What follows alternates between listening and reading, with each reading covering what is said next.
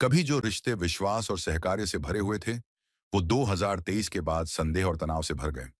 लेकिन अब एक नई शुरुआत की कोशिश हो रही है और इस कड़ी में एक अहम कदम उठाया गया है।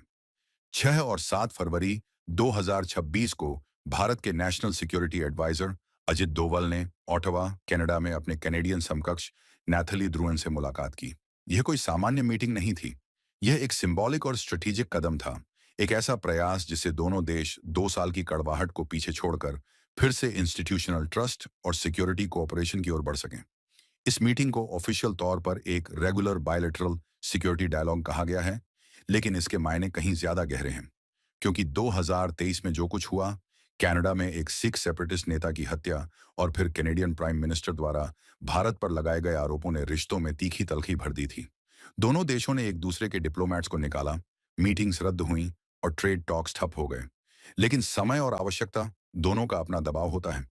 आज दुनिया जिस दौर से गुजर रही है, जहां जियोपॉलिटिकल टेंशंस, टेररिज्म और ट्रांसनेशनल क्राइम बढ़ रहे हैं, ऐसे में इंडिया और कनाडा जैसे देशों का आपसी सहयोग में वापस लौटना केवल विकल्प नहीं, जरूरत बन चुका है। दोवल की इस यात्रा में दोनों देशों ने एक शेयर्ड वर्क प्लान पर सहमति जताई। यानी अब एक स्पष्ट फ्रेमवर्क होगा जिससे नेशनल सिक्योरिटी, लॉ एनफोर्समेंट और इंफॉर्मेशन शेयरिंग को इंस्टीट्यूशनल रूप में मजबूत किया जाएगा। इसके तहत भारत और कनाडा एक दूसरे के यहाँ लॉ एनफोर्समेंट लिएजॉन ऑफिसर्स तैनात करेंगे, ताकि real time communication, anti terror coordination और ड्रग ट्रैफिकिंग जैसी चुनौतियों पर मिलकर काम किया जा सके। यह लिएजॉन ऑफिसर्स की तैनाती छोटी बात नहीं है। यह दर्शाता है कि दोनों देशों ने तय कर लिया है कि अब ट्रस्ट को सिर्फ बातों में नहीं, सिस्टम में बदलना होगा। सुरक्षा और खुफिया जानकारी साझा करने की प्रक्रिया को स्ट्रीमलाइन किया जाएगा, खासकर ऐसे समय में जब ऑर्गेनाइज्ड क्राइम, नार्को टेररिज्म और रेडिकल नेटवर्क्स भारत और कनाडा दोनों के लिए चुनौती हैं। कई ऐसी खबरें आई हैं जिनमें India Pakistan linked drug cartels Canada तक फैले हुए पाए गए हैं। ऐसे में दोनों देशों के बीच इंटेलिजेंस शेयरिंग क्रिटिकल बन जाता है। एक और बड़ा बदलाव यह दिखा कि कनाडा की ओर से यह संकेत मिला है कि वह अपनी धरती से ऑपरेट कर रहे एंटी इंडिया एलिमेंट्स पर सख्ती बरतने के लिए तैयार है। यह एक ऐसा मुद्दा था जिसने दोनों देशों के बीच विश्वास को बहुत नुकसान पहुंचाया था।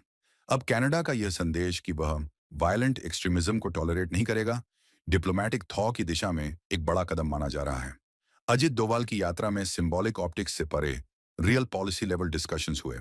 नैथली ध्रुवें के साथ उनकी बैठक में इंस्टीट्यूशंस को रिबिल्ड करने और पास्ट मिसट्रस्ट को सिस्टेमिकली एड्रेस करने की प्रतिबद्धता दिखाई दी। ओटावा में हुई बातचीत में mutual security concerns, cyber threats, organised crime और डायस्पोरा लिंक टेंशंस जैसे विषयों पर भी चर्चा हुई।